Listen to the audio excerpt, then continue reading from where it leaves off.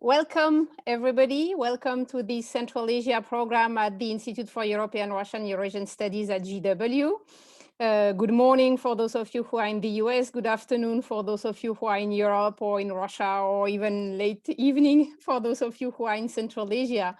I'm really delighted today to have received Mark Simons, who I will be presenting in a few seconds, to discuss what I think is really a key issue to understanding what is happening today in Russia in relations with Central Asian migrants, but which is usually totally underlooked by a Western observer, which is the role that migrants plays in Russian cultural life, the way they are themselves creating cultural product and the way they are represented and both interacting with the kind of the Russian mainstream culture, and especially with pop culture.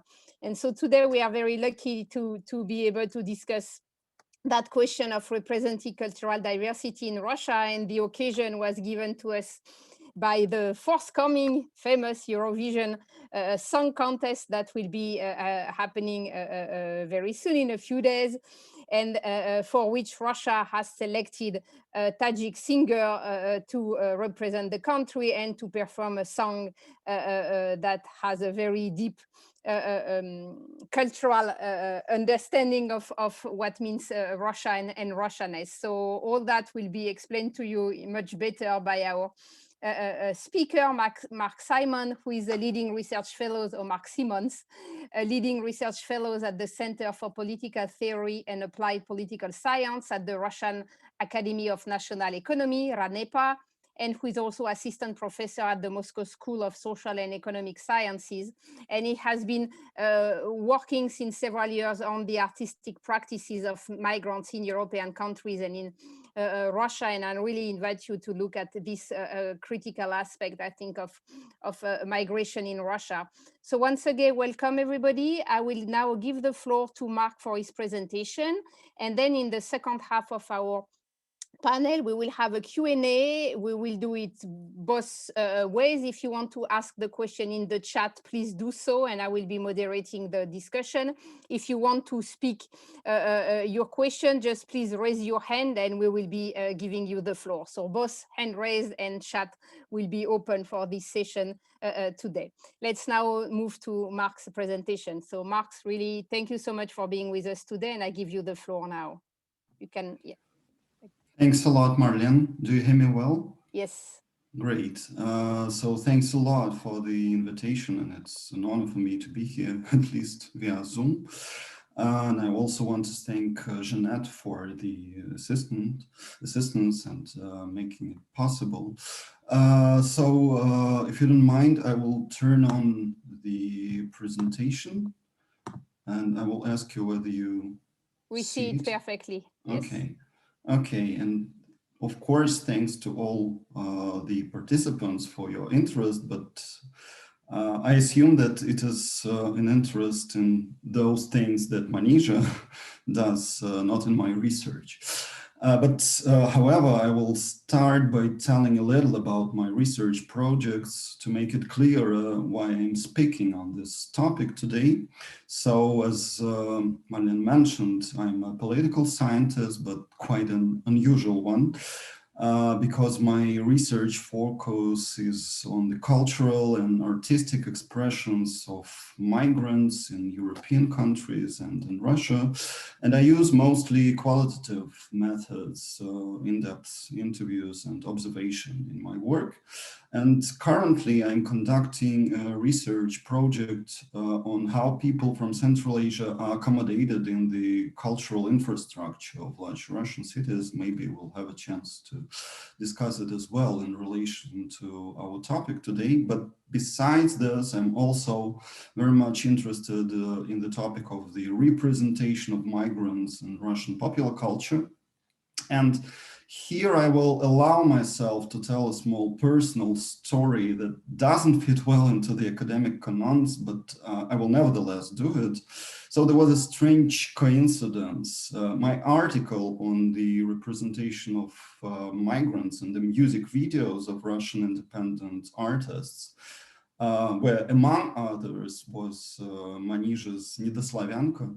By the way, I don't know how to translate it exactly. Maybe you will suggest, because I don't really like the Andoslav translation. So when the article was published online, it was the day after Manisha was nominated for Eurovision, and there were already hot disputes on social networks over whether Manisha can or cannot represent Russia in this contest. So I wanted to show my joy about Manisha's nomination, and I didn't find anything better than to send her a link to the just published article. So I'm not sure that she was able to read it. She's not up to it now, it's more or less clear, but at least I wanted to thereby express my support to her. So it's a kind of a disclaimer in order to make clear my bias in this presentation. So I will turn, I'm sorry, I'll turn to the next slide. Why doesn't it work? Oh yeah, okay. So I think that the matter is that Manisha's nomination sparked the greatest public debate about how Russia should be represented at the Eurovision Song Contest in the entire history of Russians' participation in it. And the fact that this song was chosen by the majority of Channel 1 viewers through SMS voting seems to have come as a surprise to everyone. And as I mentioned, the very next day after the announcement of the voting results, social networks were flooded with xenophobic comments that a native of Tajikistan should not represent Russia. So you can see this title, How Can She Represent Russia? Of course, it's not my point. It's the reconstruction of the most typical type of a reaction that was spreading through social media the weeks after Manisha was chosen by the viewers. And I suppose that most of you are familiar with the biography, with Manisha's biography, but I will only remind you the most important facts. So her family belonged to the intelligentsia of Dushanbe. And during the civil war in Tajikistan in 1994, a shell hit their house and miraculously didn't kill anyone. So after that, Manisha's family decided to move to Moscow, and Manisha was 3 years old at that time. Her mother, who is now a fashion designer, raised 5 children while working on several hard jobs at once in Moscow when Manisha was a child. And in the end, all Manisha's brothers and sisters have become fairly successful people, and she herself was able to build a career as an independent pop artist, which is really difficult within the Russian music industry. And in this regard, the wave of xenophobia in social networks after Manisha's nomination was really unexpected and painful for her, first of all. And I will not dwell in detail on the escalation of moral panic in relation to the performance of Russian women, but I will only mention the main events. So conservative and national-minded politicians of all stripes, such as Vladimir Zhirinovsky or Vitaly Milonov, who are famous for their radical nationalistic statements, they tried to ride somehow the rising wave of the hate speech against Manisha. And within a month after nomination, a Russian woman performance was heavily criticized by Valentina Matvienko, chair of the upper house of the Russian parliament or federal council, and even by the representatives of the Russian Orthodox Church. And the apotheosis of the campaign against delegating Manisha to Eurovision was the appeal of one community organization to Russian investigative committee to check her performance for, it's a quote, violating the dignity of Russian women. So at the moment, it remains still unclear what real consequences this appeal may have. But at the same time, many artists, musicians, social activists, and ordinary internet users came out in support of Manisha. So in defiance of the hateful comments, thousands of solidarity posts were published on Twitter, Facebook, and Instagram.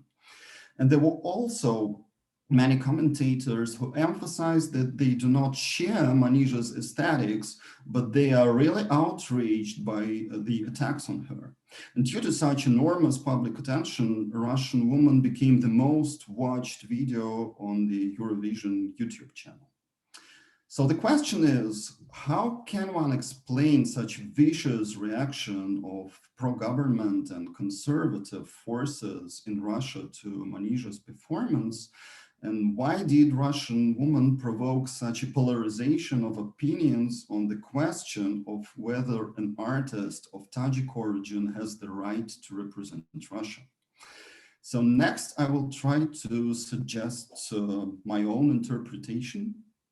First of all, I would like to mention that the discourse on Russia's unique path, Особый путь, which is becoming more and more popular in Russia in recent years. So this discourse touches upon, among other things, the issue of accommodating cultural diversity.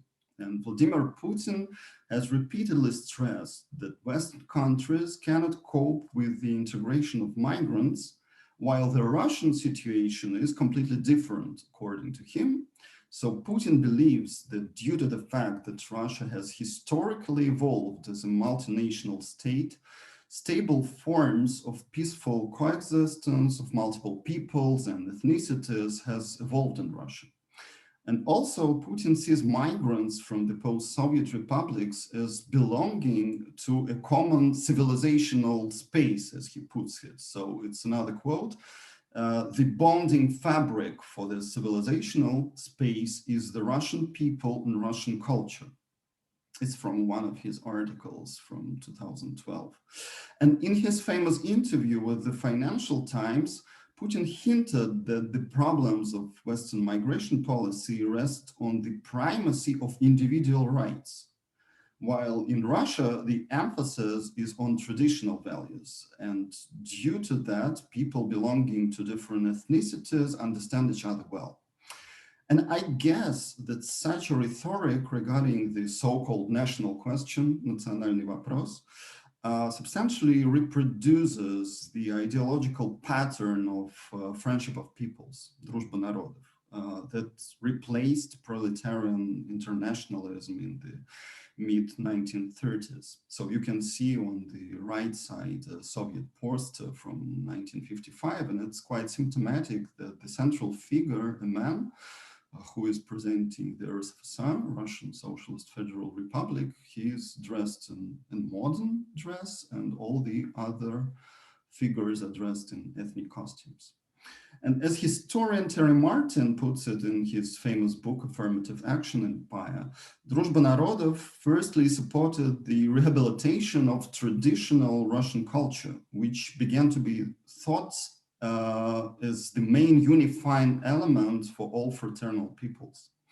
And secondly, this Дружба народов ideology legitimized the idea of Soviet national communities as homogeneous entities.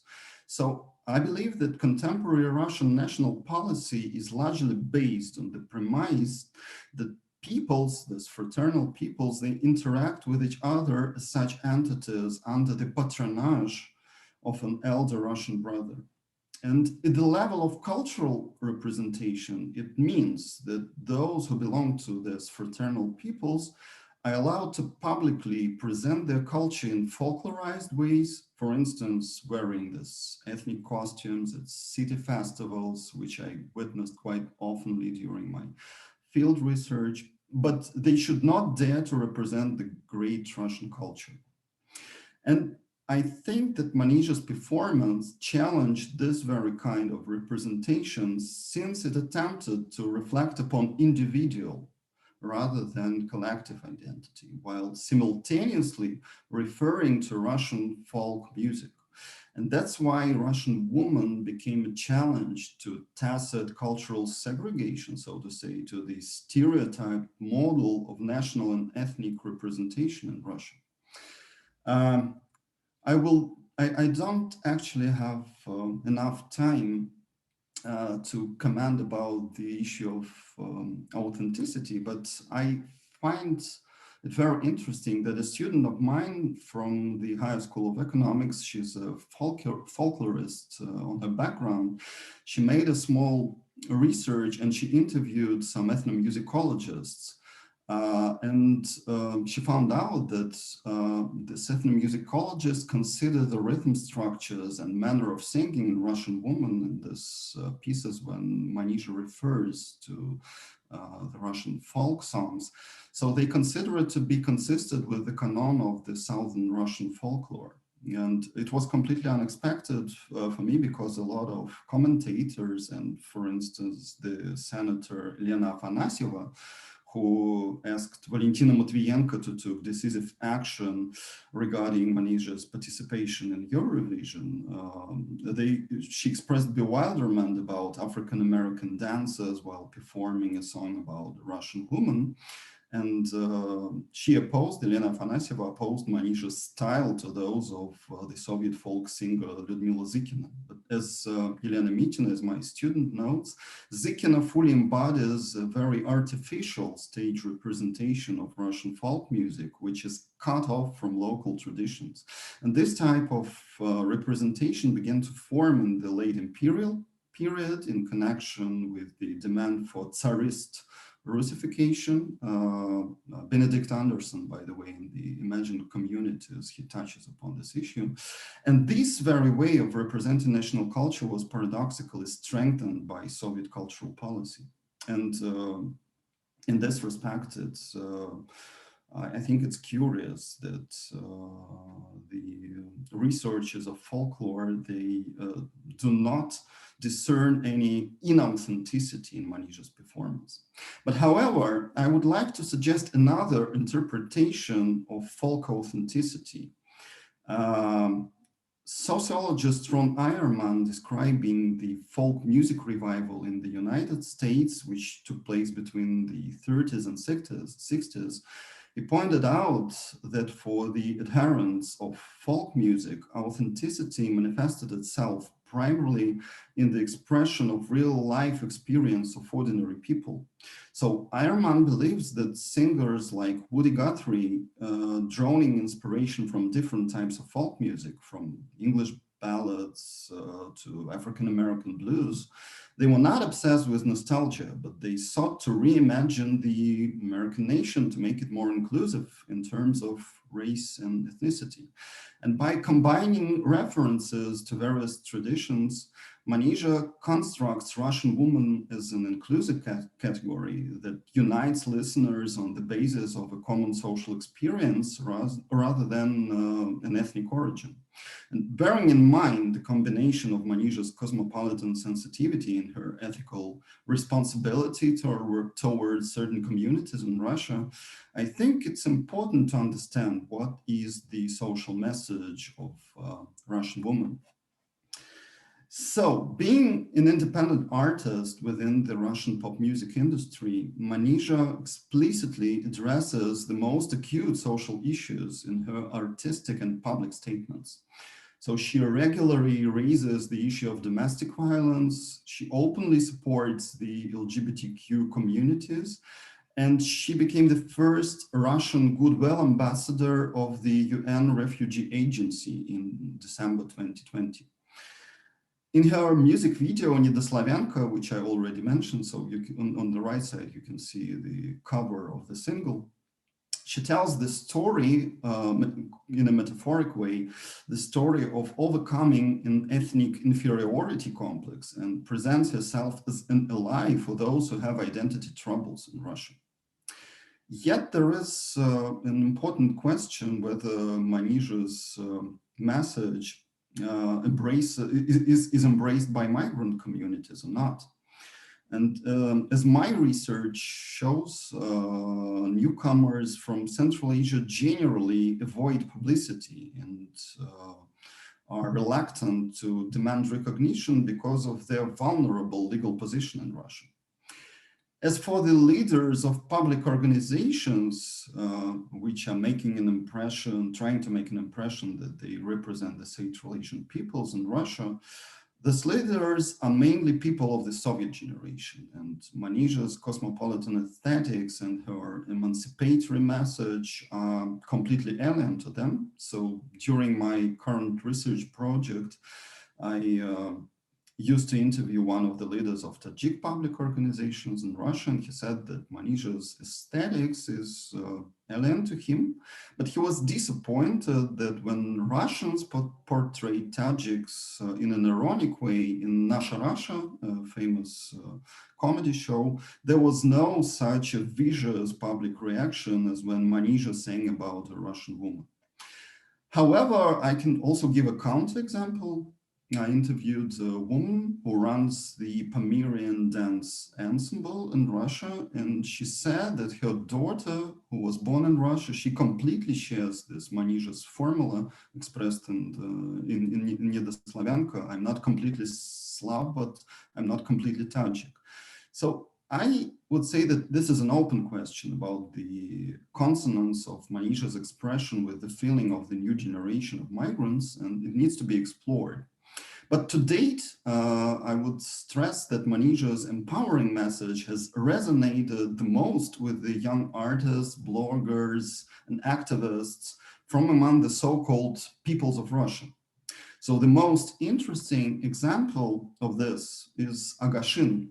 It's a beauty zine on Instagram that is dedicated to the experiences of those who are often profiled as ethnic minorities in Russia. So its creator, cultural researcher and makeup artist Sofia Jung-Shin-An, a Korean Jew, often faced xenophobia and racism herself. And her idea was to provide a platform for people of different origins so that they can tell their stories and thereby challenge and change the norms of popular culture. Agashin is a two-part word, Agas and Shin, if I pronounce it correctly. So the first in Korean language refers to girls, and the second refers to someone who is trustworthy. So as far as you can see, it's mostly a feminist enterprise. And during the scandal surrounding Manisha's nomination, the Agashin editors expressed their support for her and for her intersectional approach. And I would like to pay some more attention to this question of intersectionality. I think that there is also a very important concept in migration studies that was proposed by Steven Vertevek. There is a programmatic article from Mette Berg and Nanda Sigonia, and they claim that the concept of diversity within migration studies holds the potential to do what intersectionality has done within feminist scholarships. So such an optics of diversity makes possible to comprehend the intersection between different types of hierarchies, as well as the subtle forms of individual self-identification that can be constructed above the prescribed boundaries. And the basic idea is not to focus exclusively on migrant communities, but to understand how the different power relationships are imposed on people with migrant background.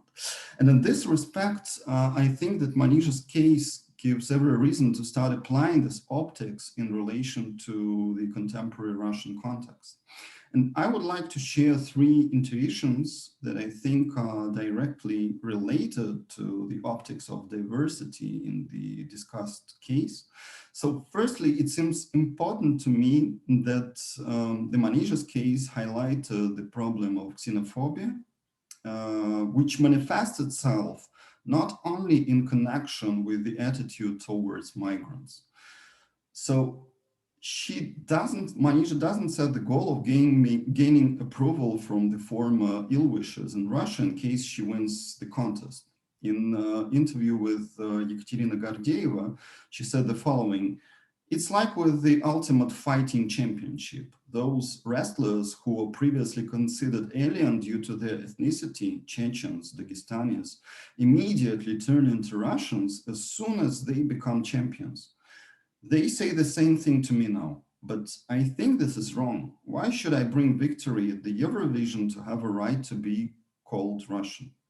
So I think there are now signs of the emergence of new networks of solidarity between people who are profiled as ethnic others, regardless of whether they were born outside Russia or inside it. And this in particular is evidenced by the example of Agashin, which I discussed above. Secondly, I think it's noteworthy that Manisha combines cosmopolitan sensitivity with the search for vernacular sources of emancipatory ideas. In the same interview with Ekaterina Gordeeva, Manisha stressed that she wrote the song Russian Woman on March 8th, so it's an International Women's Day. And on this day, her great-grandmother in Tajikistan once took off her veil. And exactly a year after the song was written, on the same March 8, Manisha performed at the qualifying stage for Eurovision. So she claims that gender emancipation in the space, which is now called post-Soviet, began earlier than in most Western countries. And the thing is that today the results of this emancipation are hardly noticeable. And according to Manisha, her responsibility as an artist is to defend these values of emancipation in Russia, the country that she considers her own. And in this sense, I guess she can be called a rooted cosmopolitan in terms of Kwame Anthony Appiah.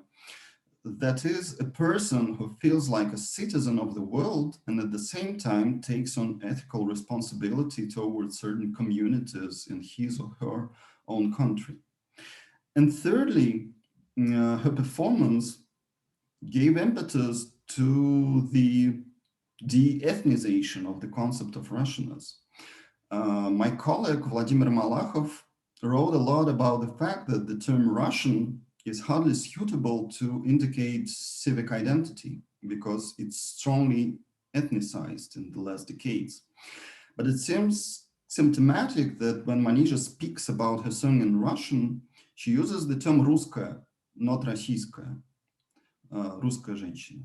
The point here is not only that this distinction disappears in English between «русская» and «российская».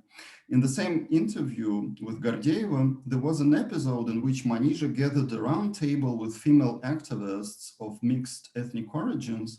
And at the beginning of their conversation, many of them claimed that they define themselves primarily as Kazakh, for instance, or Kubachin, one of the peoples of Dagestan. But in the end of the discussion, they agreed that they could call themselves Russian women as well. And I believe that Manisha's performance created an important prerequisite for the more inclusive interpretation of the concept of the Russian woman. So I would stop here, and I will encourage you to make questions and comments, anything you like, because I think there are a lot of things to discuss. And thanks a lot for your attention. Thank you so much, Mark, for such a fascinating presentation. And I really like the way you have been able to articulate all the different ways she's challenging things that are seen as traditional or mainstream in Russia, right? Both challenging the segregation between folkloristic art for ethnic groups and the big kind of Russian culture, making migrants visible where they are traditionally invisible, having this kind of emancipatory narrative against pop music that is very often patriotic. And what you just mentioned at the end, right? That this desethnicization of Russianness, both by migrants inside and by being cosmopolitan outside, right? So this feeling that you can deconstruct or change Russianness by both sides, that was really fascinating. Thank you so much. Let's now open the floor for questions. Please ask your question in the chat or raise your hand in directly on your screen. Trying to see among all the screen I have, who would like to begin with a question? Do we have first questions to arrive? Let me ask while people take some time to formulate their question.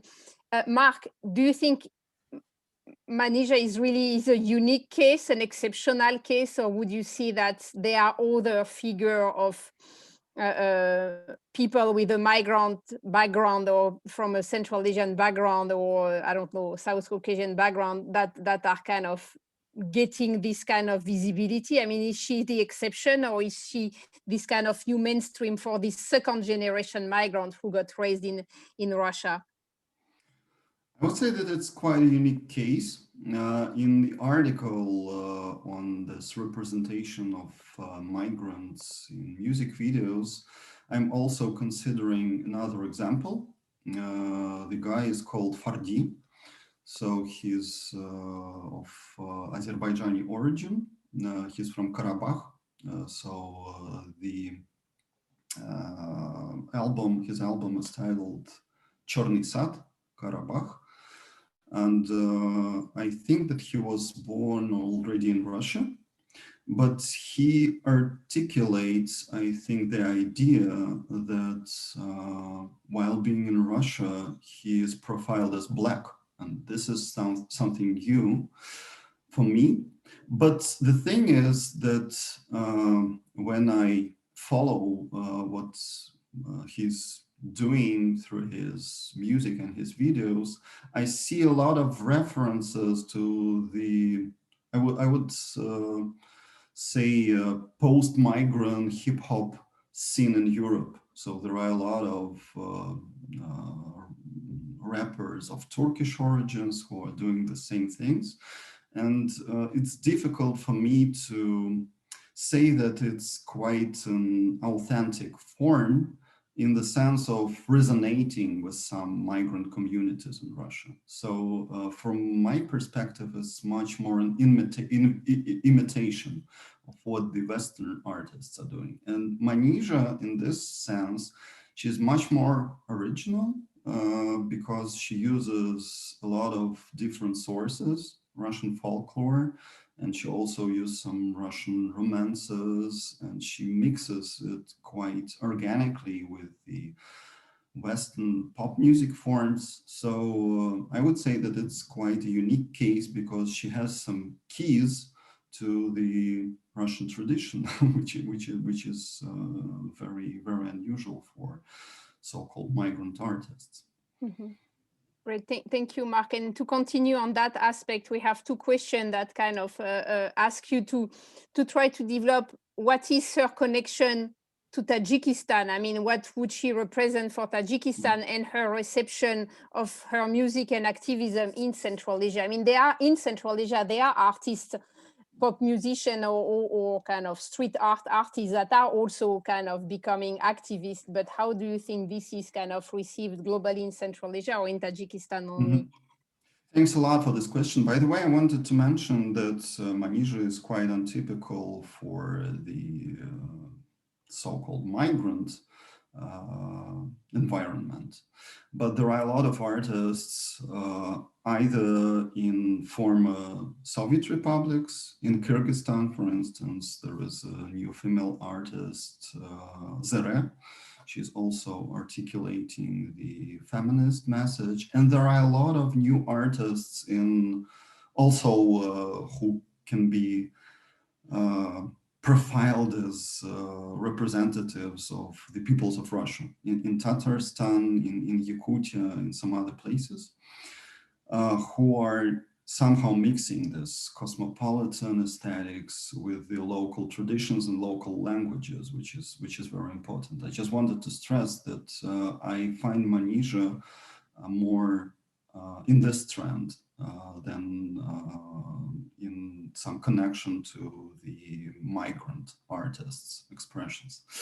But it's a very difficult question about her connection with Tajikistan.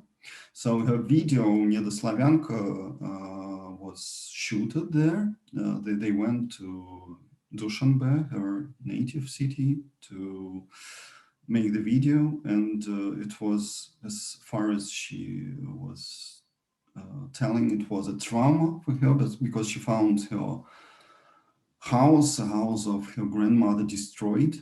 There is now a trade center instead of it, and she said that it was her last connection, her personal connection with Tajikistan. But it's interesting because Mamali Rahmonov, for instance, when this all happened, he claimed that he didn't comment on the song, but he said it's not bad, that the girl is not ashamed that she's of Tajik origin. So in this way, he supported her somehow. But Manisha herself, she says that she has a lot of troubles when connecting, so to say, with the patriarchic communities, because for them, she is too cosmopolitan, too free-willing. I don't know. And it's, for me, it's very difficult to say how is she really perceived in Tajikistan, but I do not find the explicit support from the migrant communities in Russia as well. Thank you, Mark. We had other question on her activism, but before that, also on the logic of her selection. Could you tell us more on how the selection was made, the voting process, the selection committee? And would you say that, I mean, do you think that was done really like just because of the quality of her music, or there was also a kind of strategy of deciding who would represent Russia to in a Eurovision contest that has been known, where representative of minorities can be welcome, or representative or singers with an LGBT advocacy sides? I mean, we remember in Russia the scandal when Conchita Wurst won the Eurovision, but there have been several other cases that are also mentioned by some of our participants in the audience. There was this Ethiopian Jewish singer representing Israel, a Surinamese artist representing the Netherlands. So do you think there was the people had that in mind when she was nominated, or that didn't play a role? It's a complicated question. First of all, I need to mention that the Channel 1 has a very specific music policy, so to say, because there is a night show with Ivan Urgant, and the editor of the show, he invites independent artists regularly, and Manisha already performed there. So from my perspective, I do not follow Russian television, but the music policy looks like a very advanced one. And the thing is about the things that we know for sure. Let's start with it, and then we'll turn to interpretations. The idea was initially that Little Big, a very popular Russian pop formation, will go to Rotterdam. They were going to take part in 2020, and due to pandemics, it didn't happen for sure. And the idea was to postpone the journey to Rotterdam. But then for some reason, they refused. They said, we have no more interest in that. And then Channel 1, they invited several other artists for the competition, and Manisha as well. And they asked her whether they have some new, whether she has some new stuff. So the basic requirement was that the song must be new, never heard. And as far as I remember, she proposed 2 or 3 songs, and it was their choice. So they made a choice on Russian Woman.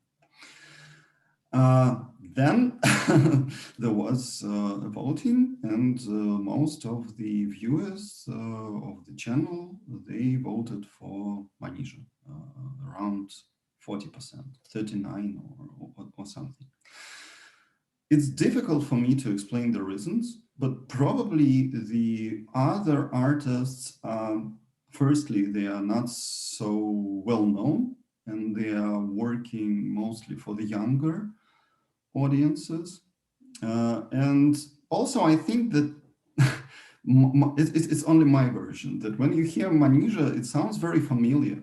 You hear some folkloristic things, some references to Russian folk music. And I suppose that initially most of the viewers, they didn't have an idea that, oh, wow, a girl with a Tajik origin is daring to present Russian culture. But there are a lot of interpretations now about the policy of the Channel One. Some commentators are saying that they are doing it quite consciously, so they want to present Russia and the Eurovision as an advanced country. And wow, you are claiming that we have no support for LGBT communities and so forth. But look, here is Manisha. I don't know actually the reason, but it's, I think, quite important that Channel One, during this public scandal, in which a lot of powerful figures were attacking Manisha, they protected her, and they said that no, we will not change anything. And she herself, in the last interview, she said that she is grateful to the administration of the channel. But I don't know, actually. There is, because all these procedures of selecting, I mean, besides voting, they are hidden from us, so we can only make some interpretations. Thanks. We had, Mark, several questions on more her advocacy side. I mean, the way she speaks about domestic abuse, the way she supports LGBT community. Do you think the fact that she's talking about that can help the situation in Russia and in Central Asia, or in Tajikistan specifically, even more, and that the fact that she's representing Russia, who knows if she could win, would play a role in kind of making the case for talking more openly about domestic abuse and the LGBT community? I mean, if you look at sociological survey on the perception of homosexuality in Russia, you can see that the peak of homophobia seems to have been reached, and now it's declining. And among the younger generation, you can see more kind of tolerance or indifference, not necessarily approval, but just indifference arriving. So I think it's slowly kind of the maximum. What's the source, by the way, Marianne? Was it Levada? On Levada, if you look at the Levada Center, there was recently, and there have been several. Over several months, you can see it's progressively declining among the less, like the under 35 years old people, who are progressively saying like, well, in fact, I don't care, you know, about sexual orientation of people. And in fact, that indifference is the beginning of the kind of normalization. So yeah, two questions about her activism on domestic abuse question and her activism on LGBT, and how do you think that could help the cases in Russia, and especially in Russia, and Tajikistan is even a more complicated case. First of all, I'm not sure that she's, in her public statements, that she's touches upon the problem of domestic abuse in Tajikistan, because mostly she supports Russian civic organizations working on this issue. So as far as I mentioned, she perceives Russia as her home country, and mostly she's working for the Russian society. But in general, I guess that gradually, of course, gradually, the media sphere in Russia is changing. And there is now another YouTube channel created by a journalist, interviewer, who is an open gay. And Manisha also gave an interview to him. And it was also, I think it was a part of her agenda. So I believe that, as you mentioned, in the media sphere, it becomes shameful for the young people to express homophobic ideas. And in this very, so to say, segment of the public sphere in Russia, the situation is changing. But there are a lot of structural limitations. I mean, in terms of the legislation, in terms of the, you know, about the law and the propaganda of LGBT, of homosexualism among underage. So it's never easy for the organizations who try to be involved in advocacy of LGBT people to conduct their public activities. It's important that such artists as Manisha support them. Maybe it changes the public opinion, but it doesn't give them an opportunity in structural terms to do more. Thanks. Do you think a kind of comparative question, do you think there would be a quite similar reaction if the same things was happening in other post-Soviet country, like if a minority was nominated, someone representing a minority or a migrant was nominated, I don't know, for Ukraine or for Georgia? Do you think that would create the same kind of tensions? And also a question about, have you seen in the critics against her nomination things that were related not to her Tajik origin, but to the fact that she belongs to, at least nominally, to a Muslim culture? So was that some kind of Islamophobia aspect, or was it mostly a kind of a xenophobia one? Oh, yeah, very interesting questions. About the comparison with other post-Soviet states, it will take long, because the question is who is minority there. About Ukraine, I remember, I don't know actually what's the situation, how does the situation with this diversity accommodation looks like nowadays, but I remember that during the Maidan revolution, there were a lot of videos of people of different ethnicities singing the Ukrainian anthem. And one of the heroes of Maidan, by the way, he was of Armenian origin, a guy who was killed during these protests. So I don't know how this nationalizing turn which occurred in Ukraine changed this kind of representation. But I remember that in 2013, 2014, there was a kind of attempt to construct this idea of diversity. And yeah, I do not think that it contradicts, because you remember with the Ukraine, you remember this also, it was a political gesture, of course, but the song about the Ukrainian Tatars. Yes. So, yes. Yes.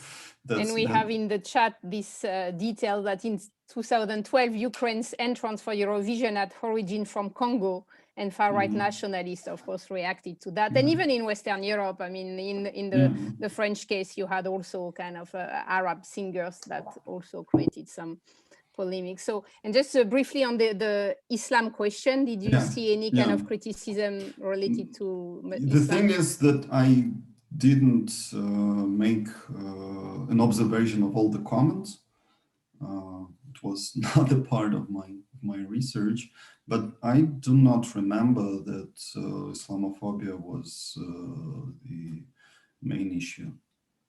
Maybe there were some comments, but I think that mostly they were focusing on ethnicity and also the ironic intonation while representing the image of a great Mother Russia, something like that. So they didn't like the way she was talking. I mean, the haters, the way she was talking about the Russian woman. But I do not remember comments about her Muslim background. Okay. Yeah, but because I'm sure that there could be some.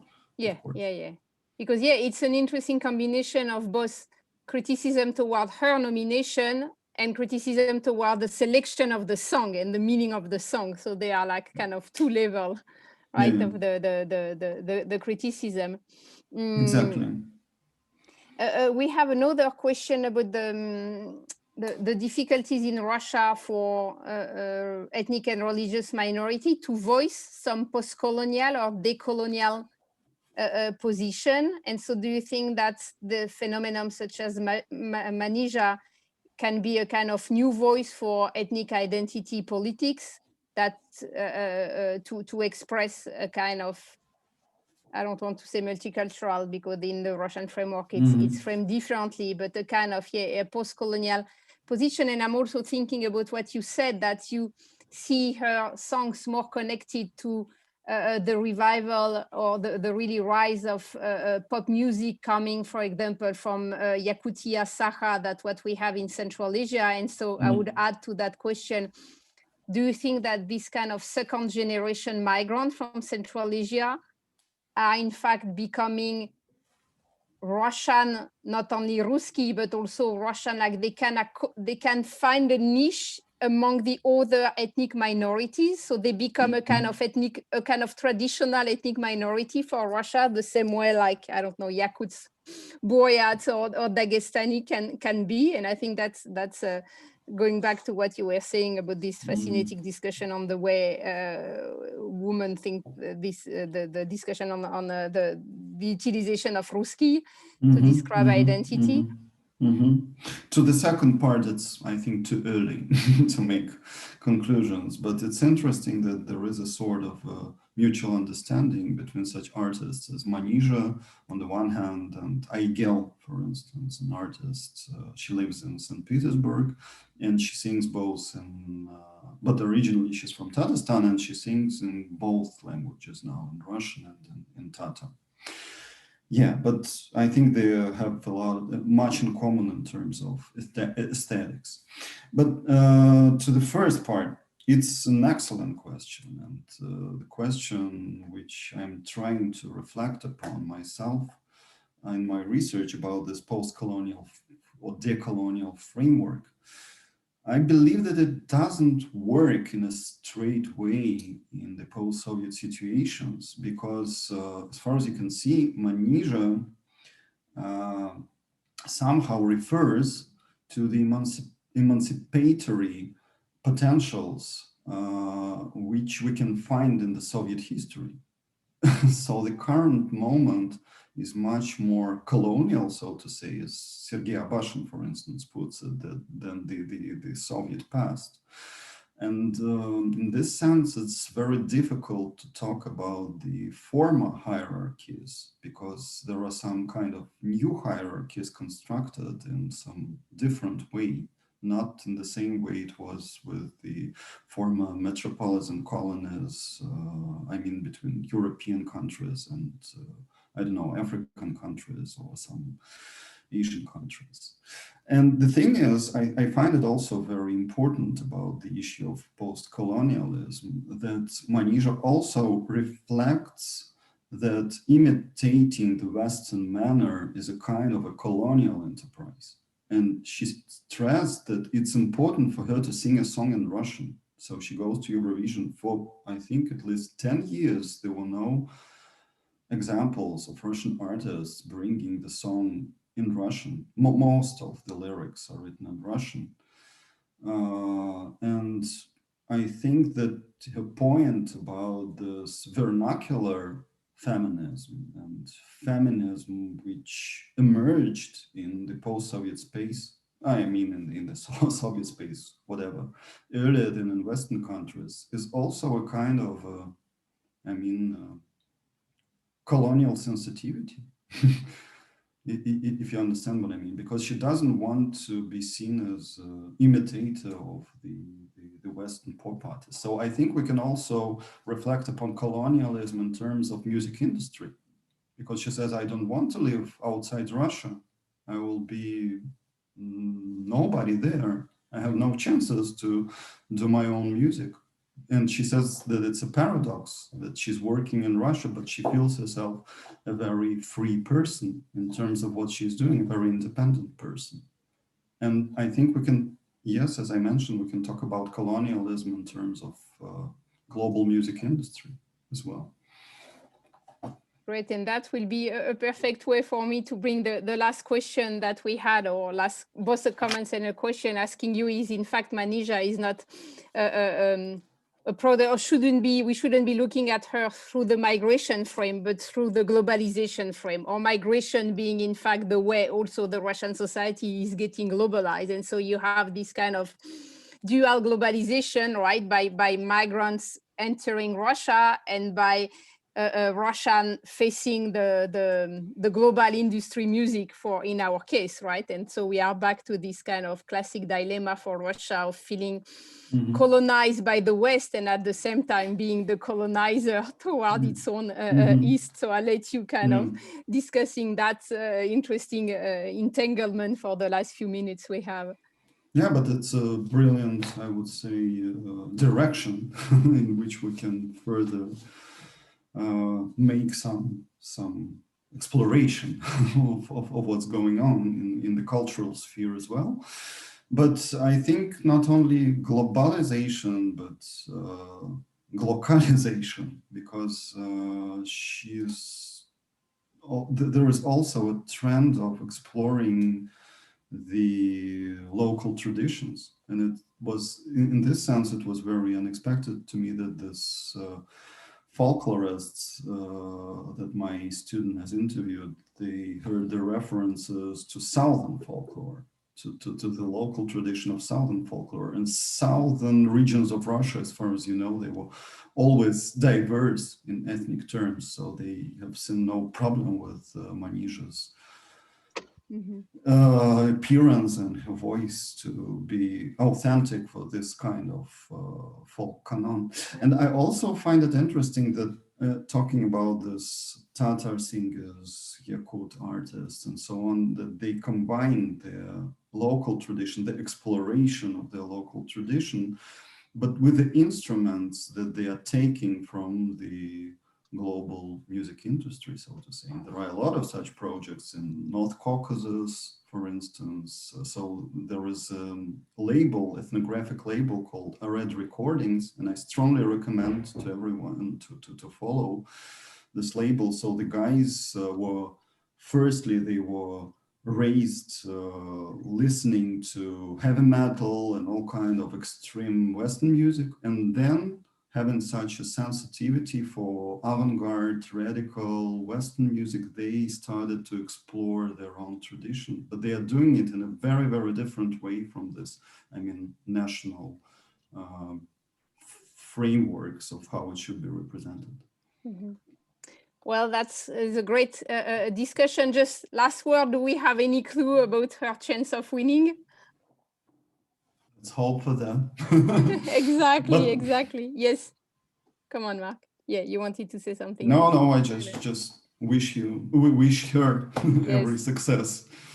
Exactly. So we will conclude that great seminar by wishing her success. And thank you, Mark, so much for this great research and giving us so many insight in something that, as I was saying, I think has been overlooked from Western expertise in discussing what is happening in Russia. And it's a great way to show how much also the Russian cultural life is lively and innovative, even if it can be criticized by the more conservative forces, but it still shows a lot of diversity, activity, and offering a much more plural view of what is happening in Russia than just looking at the strictly political level. So thanks again for this great presentation. Thank you so much to our audience for being so engaged and chatting so much.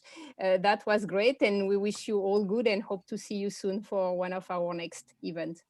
Thank you all, and thank you, Mark, so much. Thanks a lot for having me today. Thanks a lot for your attention. It was a pleasure.